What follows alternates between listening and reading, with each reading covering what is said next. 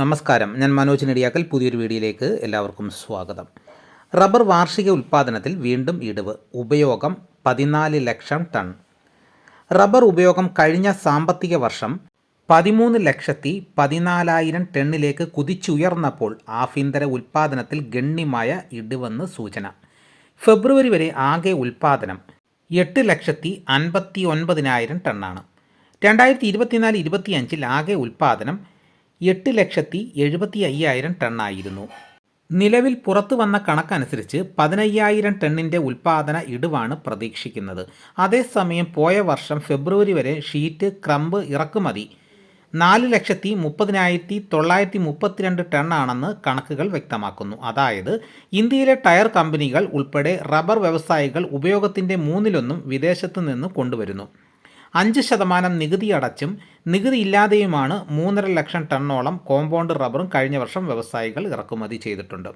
Demand ഇത്രയേറെ ഉയർന്നിട്ടും കഴിഞ്ഞ വർഷം കർഷകർക്ക് ലഭിച്ചത് ശരാശരി വില കിലോയ്ക്ക് 170 രൂപ മാത്രമാണ്.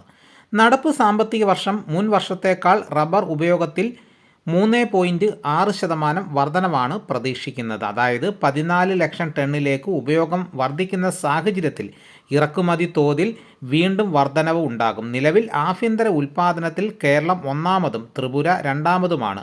ടയർ കമ്പനികളുടെ കൂട്ടായ്മ ആൽമയുടെ സാമ്പത്തിക മുടക്കിൽ റബ്ബർ ബോർഡിൻ്റെ മേൽനോട്ടത്തിൽ വടക്ക് കിഴക്കൻ സംസ്ഥാനങ്ങളിലെ ഊർജിത റബ്ബർ കൃഷി യജ്ഞം മൂലം അവിടെ ഉൽപ്പാദനത്തിൽ വലിയ വർധനവുണ്ടായിട്ടുണ്ട്.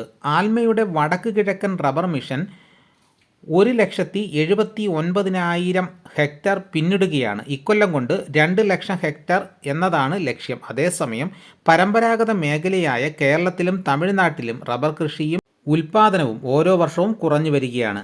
രാജ്യത്തെ റബ്ബർ ഉൽപ്പാദനത്തിൽ 71% ഇപ്പോഴും കേരളത്തിലാണ്. ഒരു പതിറ്റാണ്ട് മുൻപ് വരെയും ഇത് 80% കാലാവസ്ഥാ വ്യതിയാനം, ഉൽപ്പാദന ചെലവ്, വിലയിടിവ്, വിലയിലെ അസ്ഥിരത, ടാപ്പർമാരുടെ ക്ഷാമം തുടങ്ങി നിരവധി പ്രശ്നങ്ങളാണ് കേരളത്തിലെ കർഷകർ നേരിടുന്നത്. കഴിഞ്ഞ 12 വർഷത്തെ RSS-4 ശരാശരി വില 146 രൂപ മാത്രമാണ്. കിലോയ്ക്ക് സ്ഥിരമായി 225 രൂപയെങ്കിലും കിട്ടിയാൽ മാത്രമേ കേരളത്തിലെ കർഷകർക്ക് പിടിച്ചു നിൽക്കാനാകൂ.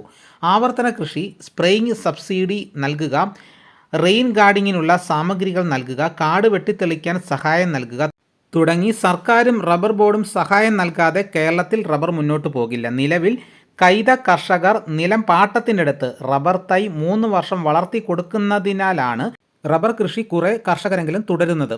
റബ്ബർ ഒഴിവാക്കി കവുങ്ങ്, തെങ്ങ്, കാപ്പി എന്നിവ നടാൻ കൈത കർഷകർക്ക് സ്ഥലം പാട്ടത്തിന് കൊടുക്കുന്നവരും കുറവല്ല. കനത്ത ചൂടിൽ ഉരുകിയൊലിച്ച് കാർഷിക മേഖല. കൊപ്ര വില വീണ്ടും കുറഞ്ഞു. നാളികേരത്തിൻ്റെ ലഭ്യത ഉയർന്നതിന് അനുസൃതമായി കൊപ്രയ്ക്ക് വ്യാവസായിക ആവശ്യം വർദ്ധിക്കാത്തതും ഉൽപ്പാദകരെ നിരാശരാക്കുന്നു. വെളിച്ചെണ്ണയ്ക്ക് ഡിമാൻഡ് മങ്ങിയതിനാൽ മില്ലുകാർ കൊപ്ര സംഭരണം കുറച്ചത് പച്ചത്തേങ്ങയ്ക്ക് തിരിച്ചടിയായി. തമിഴ്നാട്ടിലെ പ്രമുഖ വിപണികളിൽ തേങ്ങയ്ക്ക് ആവശ്യക്കാർ കുറഞ്ഞു. കാങ്കയത്ത് കൊപ്ര വില കിൻഡലിന് 50 രൂപ താഴ്ന്നപ്പോൾ കൊച്ചിയിൽ ഇന്ന് 100 രൂപ ഇടിഞ്ഞു. ഇതിനിടയിൽ പിണ്ണാക്ക് വിലയിലും കുറവ് സംഭവിച്ചത് വിപണിയെ കൂടുതൽ സമ്മർദ്ദത്തിലാക്കാം. ഉൽപ്പാദന മേഖലകളിൽ രാവിലെ നടന്ന ഏലക്ക ലേലത്തിൽ ആഭ്യന്തര വിദേശ വാങ്ങലുകാരുടെ പിന്തുണ മെച്ചപ്പെട്ട വിലയ്ക്ക് അവസരമൊരുക്കി. ശരാശരി ഇനങ്ങൾ കിലോ 2,765 രൂപയിൽ കൈമാറി. വിദേശ ഓർഡറുകളുടെ കരുത്തിൽ മികച്ച ഇനങ്ങൾ 3,400 രൂപയിൽ ലേലം ഉറപ്പിച്ചു. മൊത്തം 68,330 കിലോഗ്രാം ഏലക്ക വന്നതിൽ 65,788 കിലോയും വിറ്റഴിഞ്ഞു. പകൽ താപനില കനത്തതോടെ ഉൽപ്പാദകർ തോട്ടങ്ങളിൽ ജലസേചന മാർഗങ്ങൾ തേടുകയാണ്. മധ്യ കേരളത്തിലെ ചില ഭാഗങ്ങളിൽ ഇന്നലെ ശക്തമായ വേനൽ മഴ ലഭ്യമായെങ്കിലും സംസ്ഥാനത്തിൻ്റെ മറ്റ് പ്രദേശങ്ങളിൽ കനത്ത ചൂട് തുടരുന്നത് കാർഷിക മേഖലയിൽ ആശങ്ക പരത്തുന്നു. റബ്ബർ ക്ഷാമത്തിൽ നിരക്ക് ഉയർന്നെങ്കിലും ടാപ്പിംഗ് സ്തംഭിച്ചതിനാൽ വിലക്കയറ്റത്തിൻ്റെ മാധുര്യം ഉൽപ്പാദകർക്ക് നുകരാനായില്ല. അതേസമയം മധ്യവർത്തികൾ കൈവശമുള്ള ഷീറ്റും ലാറ്റക്സും വിറ്റുമാറുന്നുണ്ട്. റബ്ബർ ഷീറ്റിന് വൻ ഡിമാൻഡ്, വില കുതിച്ച് കയറുന്നു. ഇതോടുകൂടി വീഡിയോയുടെ പൂർണ്ണമാകുന്നു. ആദ്യമായിട്ടാണ് ഈ ചാനൽ കാണുന്നതെങ്കിൽ സബ്സ്ക്രൈബ് ചെയ്യാൻ മറക്കരുത്. നിങ്ങളുടെ അഭിപ്രായങ്ങൾ കമൻറ്റായിട്ട് രേഖപ്പെടുത്തണം. ഈ വീഡിയോ എല്ലാവർക്കും ഒന്ന് ഷെയർ ചെയ്ത് കൊടുക്കണം. മറ്റൊരു വീഡിയോയുമായിട്ട് ഉടനെ എത്താം. എല്ലാവർക്കും നന്ദി.